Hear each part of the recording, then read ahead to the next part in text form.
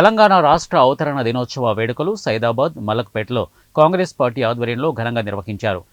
సైదాబాద్ డివిజన్లో హమాలీ బస్తీ, ఆస్మాన్ గర్లలో నియోజక కాంగ్రెస్ ఇన్ఛార్జి షేక్ అక్బర్ జాతీయ జెండాలను ఎగరవేశారు. ఈ సందర్భంగా అక్బర్ మాట్లాడుతూ తల్లి సోనియా చొరవతో ప్రత్యేక తెలంగాణను సాధించుకున్నామని అన్నారు.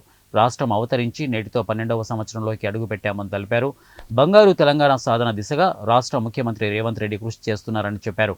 కాంగ్రెస్ పాలనలో తెలంగాణలో పేదల కుటుంబాలకు అనేక సంక్షేమ పథకాలను తీసుకువచ్చి వారిని అన్ని రంగాలలో ముందుకు తీసుకువెళ్తున్న ఘనత ముఖ్యమంత్రిదేనని అన్నారు. ముఖ్యంగా రైతులకు, దళితులకు, మైనార్టీలకు పెద్దపీట వేశారని అన్నారు. మహిళలను, యువతను ప్రోత్సహిస్తున్నారని వారన్నారు. ఈ కార్యక్రమంలో దేవులపల్లి శ్రీనివాస్, ది రాజా, ఇక యాదగిరి, శంకర్ష, నరసింగరావు, ఆంజనేయులు తదితరులు పాల్గొన్నారు. అందరూ కృషి ఫలితంగానే మనకు తెలంగాణ రావడం జరిగింది.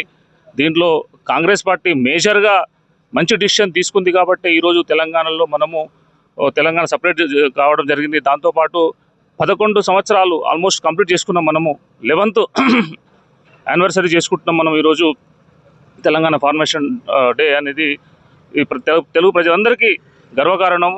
తెలంగాణ సాధించుకున్న తర్వాత గత 10-11 సంవత్సరాల నుంచి కేసీఆర్ ప్రభుత్వము తెలంగాణ ఏదైతే అభివృద్ధి సాధించాలనుకుందో అభివృద్ధి సాధించలేకపోయింది.